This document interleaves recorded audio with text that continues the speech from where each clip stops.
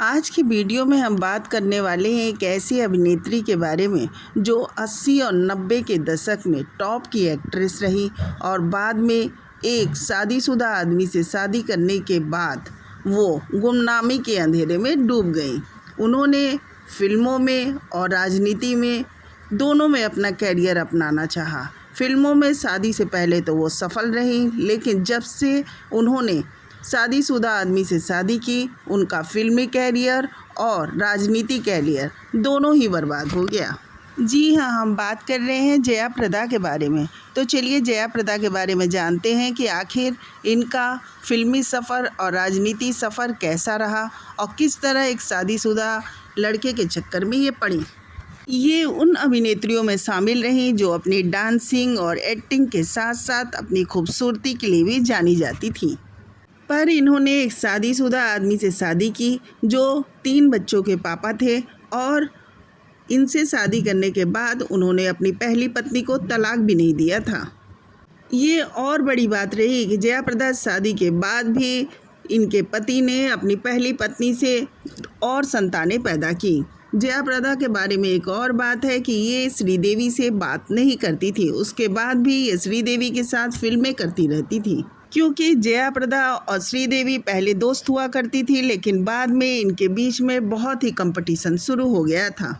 Director Satyajit रे ने जया प्रदा को दुनिया की सबसे खूबसूरत महिलाओं में से एक बताया था।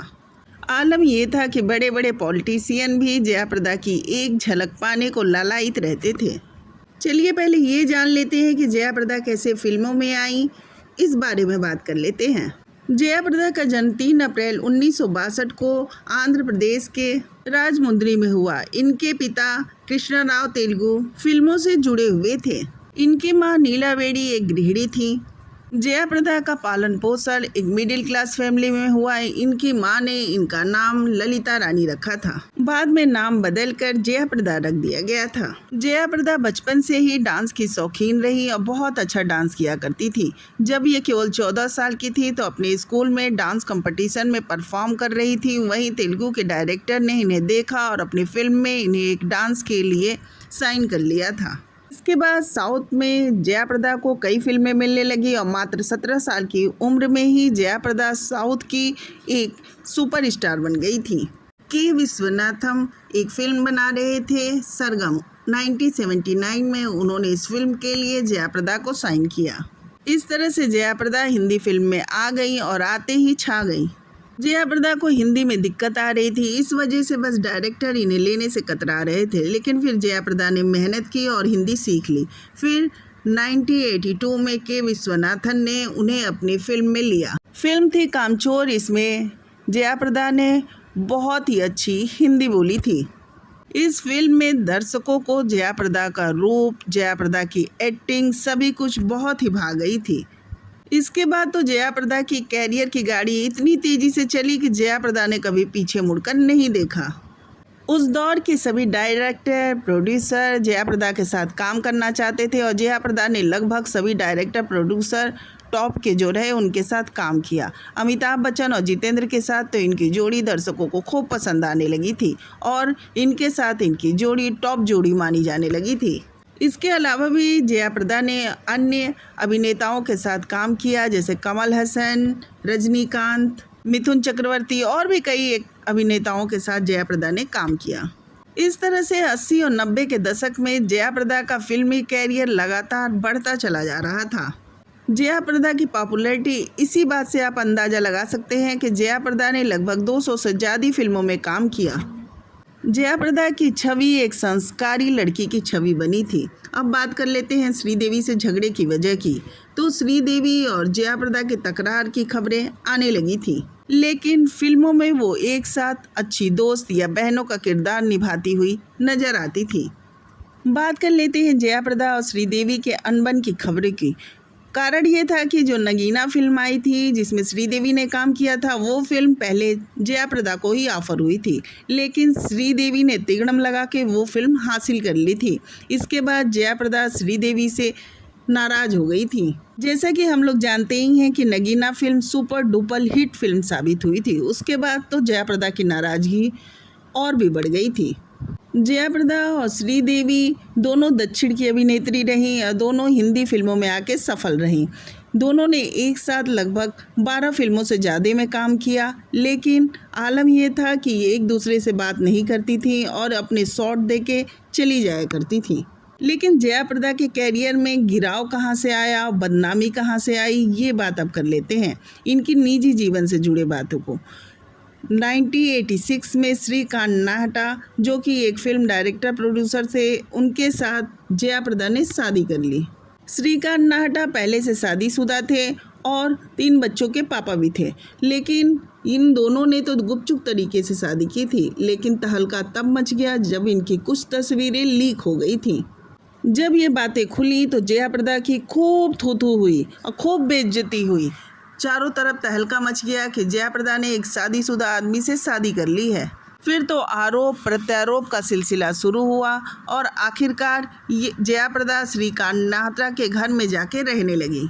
जैसा कि हम लोग जानते ही हैं कि हिंदू मैरिज एक्ट में एक पति एक पत्नी के रहते दूसरी पत्नी नहीं ला सकता है, तो यही हुआ। जया प्रदा को एक पत्नी का दर्जा नहीं मिला। भले ही वो श्रीकांत नाहटा से दूसरी शादी कर ली थी, घर में आके रहने भी लगी थी, लेकिन उन्हें समाज में गलत निगाहों से देखा जाने लगा, यानी कि इनकी इमेज एकदम खराब हो गई। जया प्रदा की फजीयत और बेइज्जती तो उस समय और ज़्यादा हो गई जब पहली पत्नी ने जया प्रदा से शादी के बाद एक बच्चे को जन्म दिया। श्रीकांत ने जया प्रदा के सामने ये शर्त रख दी थी कि नहीं, तुम बच्चे पैदा नहीं करोगी। यही कारण था कि जया प्रदा किसी भी बच्चे की मां नहीं बन पाई। फिर उन्होंने अंततः एक निर्णय लिया और अपनी बहन के बेटे को गोद ले लिया। जाहिर सी बात है कि इस तरह से इलीगल शादी चल तो सकती नहीं थी। फिर कुछ समय बाद ही जया प्रदा श्रीकांत नाहटा से अलग हो गई। अलग होने के बाद जया प्रदा राजनीति में आने लगी। इनका नाम अमर सिंह के साथ भी संदेह की दृष्टि से देखा जाने लगा था। राजनीति में आने के बाद भी जया प्रदा को कई बार अभद्र टिप्पणियों का सामना भी करना पड़ा था। साल 1983 में जब एन.टी. रामाराव आंध्र प्रदेश के मुख्यमंत्री बने, तब जया प्रदा ने कई निर्वाचन क्षेत्रों में इनके लिए प्रचार किया था। इसके बाद जया प्रदा ने तेलुगु देशम पार्टी ज्वाइन कर ली। फिर चंद्र बाबू नायडू के साथ काम करने के बाद टीडीपी से इन्होंने इस्तीफा दे दिया। उसके बाद जया प्रदा समाजवादी पार्टी में शामिल हो गई थी। फिर 11 मई 2009 को जया प्रदा ने ये इल्ज़ाम लगाया था कि समाजवादी पार्टी के नेता आजम खान ने इनकी कुछ आपत्तिजनक फ़ोटोज़ डिस्ट्रीब्यूट कराई थी पब्लिक के बीच। ये विवाद बहुत ज़्यादा बढ़ गया था और अंततः साल 2010 में जया प्रदा और अमर सिंह को इस विवाद के चलते पार्टी से निकाल दिया गया। साल 2011 में जया प्रदा ने अमर सिंह के साथ राष्ट्रीय लोक मंच पार्टी बनाई। साल 2012 में उत्तर प्रदेश विधानसभा चुनाव में 403 में से 360 सीटों पर इनकी पार्टी लड़ी, लेकिन अफसोस इनकी पार्टी एक भी सीट नहीं जीत पाई। इसके बाद साल 2014 में इन्होंने लोकदल पार्टी ज्वाइन कर ली। इस बार भी जया प्रदा को हार का ही सामना करना पड़ा। 26 मार्च 2019 को जया प्रदा बीजेपी में शामिल हो गई और उत्तर प्रदेश के रामपुर से आजम खान के खिलाफ इलेक्शन लड़ी और बीजेपी के लहर के बावजूद भी यहाँ से जया प्रदा हार गई। 2019 में इलेक्शन के समय इन्होंने अपनी संपत्ति का ब्यौरा देखते हुए बताया था कि वह 27 करोड़ की मालकिन है। जया प्रदा चेन्नई में अपना एक थिएटर चलाती हैं और एक लग्जरी लाइफ जीती हैं।